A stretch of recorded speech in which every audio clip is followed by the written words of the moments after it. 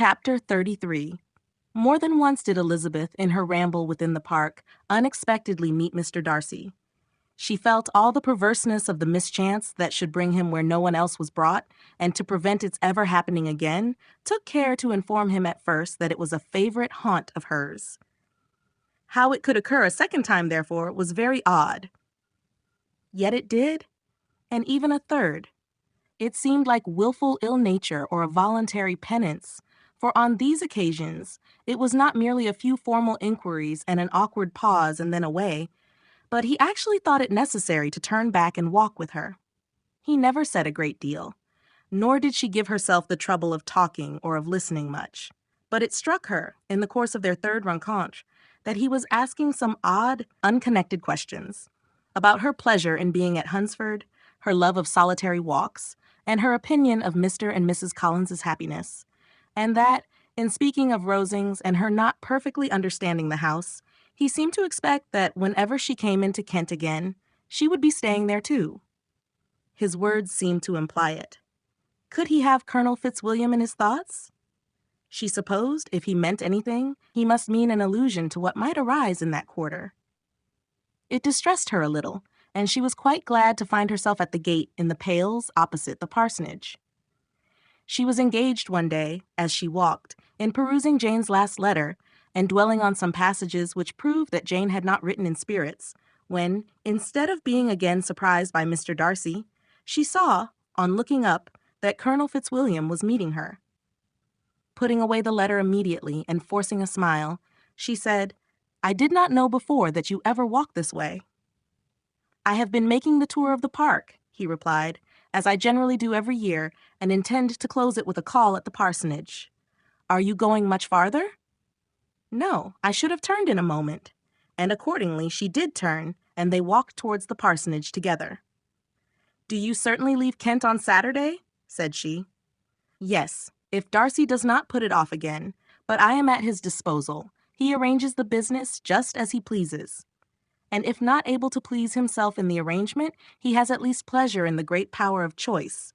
I do not know anybody who seems more to enjoy the power of doing what he likes than Mr. Darcy." "He likes to have his own way very well," replied Colonel Fitzwilliam. "But so we all do. It is only that he has better means of having it than many others, because he is rich, and many others are poor. I speak feelingly.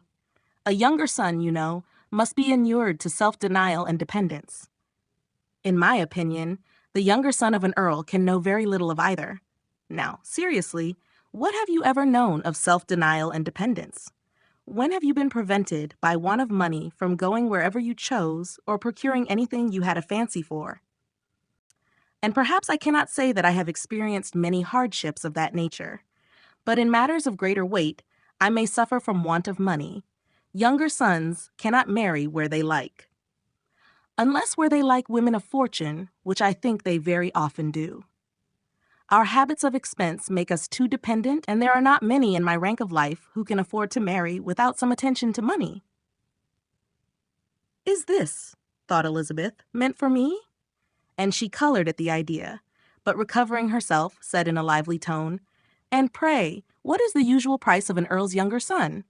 Unless the elder brother is very sickly, I suppose you would not ask above 50,000 pounds. He answered her in the same style, and the subject dropped.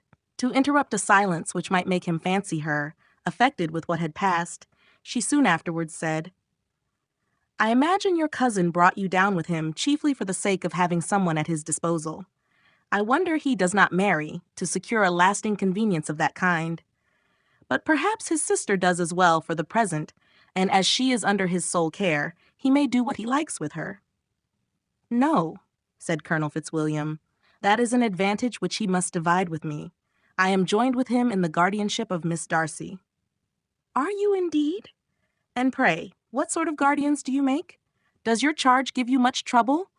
Young ladies of her age are sometimes a little difficult to manage, and if she has the true Darcy spirit, she may like to have her own way."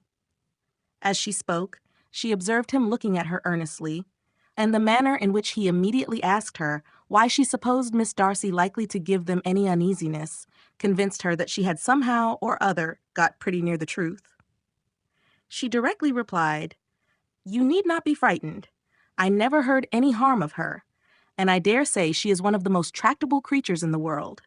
She is a very great favorite with some ladies of my acquaintance, Mrs. Hurst and Miss Bingley. I think I have heard you say that you know them. I know them a little. Their brother is a pleasant, gentlemanlike man. He is a great friend of Darcy's. Oh, yes, said Elizabeth dryly. Mr. Darcy is uncommonly kind to Mr. Bingley, and takes a prodigious deal of care of him. Care of him? Yes, I really believe Darcy does take care of him in those points where he most wants care. From something that he told me in our journey hither, I have reason to think Bingley very much indebted to him. But I ought to beg his pardon, for I have no right to suppose that Bingley was the person meant. It was all conjecture. What is it you mean? It is a circumstance which Darcy could not wish to be generally known, because if it were to get round to the lady's family, it would be an unpleasant thing. You may depend upon my not mentioning it. And remember that I have not much reason for supposing it to be Bingley. What he told me was merely this, that he congratulated himself on having lately saved a friend from the inconveniences of a most imprudent marriage, but without mentioning names or any other particulars. And I only suspected it to be Bingley from believing him the kind of young man to get into a scrape of that sort, and from knowing them to have been together the whole of last summer. Did Mr. Darcy give you reasons for this interference? I understood that there were some very strong objections against the lady. And what arts did he use to separate them? He did not talk to me of his own arts, said Fitzwilliam, smiling. He only told me what I have now told you. Elizabeth made no answer and walked on, her heart swelling with indignation. After watching her a little, Fitzwilliam asked her why she was so thoughtful. I am thinking of what you have been telling me, said she. Your cousin's conduct does not suit my feelings. Why was he to be the judge? You are rather disposed to call his interference officious. I do not see what right Mr. Darcy had to decide on the propriety of his friend's inclination, or why, upon his own judgment alone, he was to determine and direct in what manner his friend was to be happy. But, she continued, recollecting herself, as we know none of the particulars, it is not fair to condemn him. It is not to be supposed that there was much affection in the case. That is not an unnatural surmise, said Fitzwilliam, but it is a lessening of the honor of my cousin's triumph very sadly. This was spoken jestingly, but it appeared to her so just a picture of Mr. Darcy that she would not trust herself with an answer, and therefore, abruptly changing the conversation, talked on indifferent matters until they reached the parsonage. There, shut into her own room, as soon as their visitor left them, she could think without interruption of all that she had heard. It was not to be supposed that any other people could be meant than those with whom she was connected. There could not exist in the world two men over whom Mr. Darcy could have such boundless influence. That he had been concerned in the measures taken to separate Bingley and Jane, she had never doubted, but she had always attributed to Miss Bingley the principal design and arrangement of them. If his own vanity, however, did not mislead him, he was the cause. His pride and caprice were the cause of all that Jane had suffered and still continued to suffer. He had ruined for a while every hope of happiness for the most affectionate, generous heart in the world, and no one could say how lasting an evil he might have inflicted. There were some very strong objections against the lady, were Colonel Fitzwilliam's words, and those strong objections probably were her having one uncle who was a country attorney and another who was in business in London.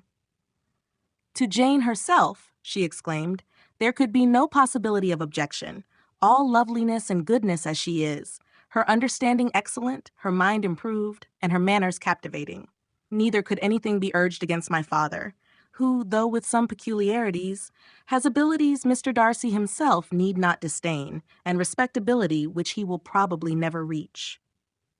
When she thought of her mother, her confidence gave way a little, but she would not allow that any objections there had material weight with Mr. Darcy, whose pride, she was convinced, would receive a deeper wound from the want of importance in his friends' connections than from their want of sense. And she was quite decided at last that he had been partly governed by this worst kind of pride and partly by the wish of retaining Mr. Bingley for his sister. The agitation and tears which the subject occasioned brought on a headache, and it grew so much worse towards the evening that, added to her unwillingness to see Mr. Darcy, it determined her not to attend her cousins to Rosings, where they were engaged to drink tea. Mrs. Collins, seeing that she was really unwell, did not press her to go, and, as much as possible, prevented her husband from pressing her. But Mr. Collins could not conceal his apprehension of Lady Catherine's being rather displeased by her staying at home.